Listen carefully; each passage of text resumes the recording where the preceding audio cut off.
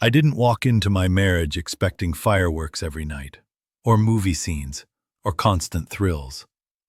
I expected steadiness, trust, shared mornings, and quiet loyalty.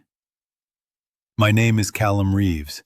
I'm 42, and until last winter, I believed my wife and I were solid. 8 years together teaches you routines, habits, patterns you stop questioning. You stop looking for danger in familiar places. That's what makes betrayal so cold. It doesn't crash through the door. It waits. It blends in. It smiles at you while you're still convinced everything is fine. Until the moment reality forces your eyes open. I came home early that Tuesday without calling ahead, something I rarely did. The house was quiet, lights dim, air heavy with steam and unfamiliar tension. I heard water running upstairs and assumed nothing of it. Normal assumptions are dangerous. When I reached our bedroom, the door was half open.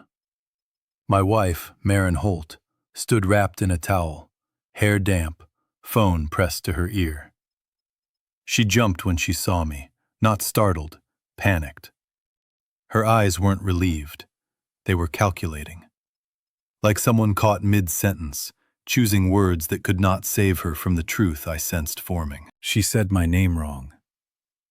Not louder, not softer, just different. Callum became careful. That shift told me more than any confession could. She whispered, "I'll call you back," and ended the call immediately. I asked who it was. She hesitated, then smiled a smile meant to calm children or fools. She said it was her sister. The towel slipped slightly as her hand shook. In that moment, the room felt smaller, like truth consuming oxygen. I didn't accuse, didn't shout, because certainty doesn't need noise. It settles quietly, heavy, undeniable, and waits for you to breathe in fear alone. I stepped back and let silence do the work. She filled it with excuses I didn't ask for, too fast, too rehearsed. She said nothing happened, said I was imagining things, said stress changes people. I nodded, not agreeing, just listening. Men like me are taught to absorb discomfort without reaction. Pay bills, fix leaks, keep calm. That discipline becomes a trap, because while you're being reasonable, someone else is being dishonest. I realized then this wasn't about towels or calls. It was about respect. And respect, once gone, rarely returns without consequences. That truth settled deeper than anger could. I didn't leave that night. Not because I believed her, but because clarity takes patience. Over the following weeks, I watched patterns sharpen. Phone guarded. Laughter redirected away from me. Late errands without details. Intimacy reduced to polite distance. When I reached for her, she stiffened, like my touch reminded her of something inconvenient. I stopped trying. Not to punish, but to observe. When effort disappears and relief replaces it, you learn everything. The marriage wasn't broken suddenly. It had been quietly replaced. By routines that excluded me and secrets that demanded silence. I finally understood my role clearly then. The confrontation came on an ordinary evening, because ordinary moments carry the sharpest knives. I asked her directly if there was someone else. She didn't deny it. She sighed, tired, almost annoyed, and said she needed excitement, connection, something different. Then she said the words that ended us. She told me she hadn't cheated, but wanted to. She said she felt alive with him. That honesty wasn't mercy. It was dismissal. I felt cold clarity settle where hope used to live. In that instant, love collapsed without drama, leaving only decision. I chose myself quietly, without threats or tears. I packed a bag the next morning while she slept peacefully. No speeches, no explanations. I left a note with one sentence. I respect myself enough to leave. I canceled joint plans, moved my savings, and called a solicitor named Arthur Klein. Efficiency replaced emotion.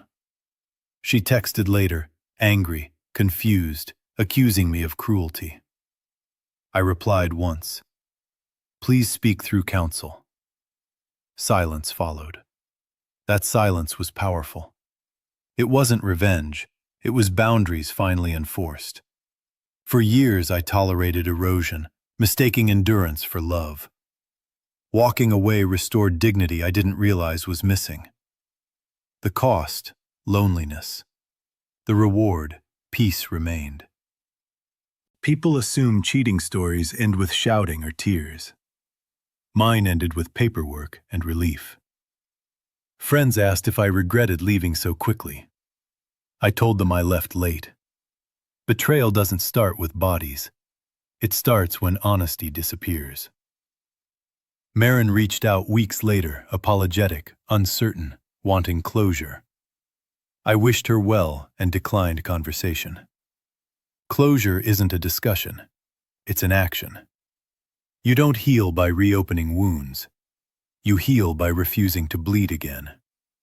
That lesson stayed with me longer than any relationship ever could. Trust, once fractured, demands distance, not negotiation. I learned this too late, but completely. I rebuilt quietly. New routines, new apartment, new respect for my instincts. There were lonely nights, but loneliness is honest. It doesn't pretend to love you while draining you dry. Sometimes I thought about the man I was before that towel moment. Patient, hopeful, willing to ignore signs. I don't blame him. He believed commitment meant endurance. Now I know commitment without reciprocity is surrender. Walking away didn't make me bitter. It made me clear. Clear enough to protect my future without apology or regret. Some lessons arrive cruelly, but they save years afterward. This was one of them exactly. If you're listening to this and feeling familiar pain, pay attention. Love should not make you feel invisible. Respect should not require pleading. When someone shows you who they prioritize, believe them. Leaving isn't failure. Staying without dignity is. I didn't lose a wife. I regained myself. And that matters more than any promise broken in silence. Some doors close softly. Some truths whisper. But once you hear them, you can never unhear them again. Choose peace over confusion. Choose clarity over comfort every time. Because self-respect is the foundation no betrayal can erase.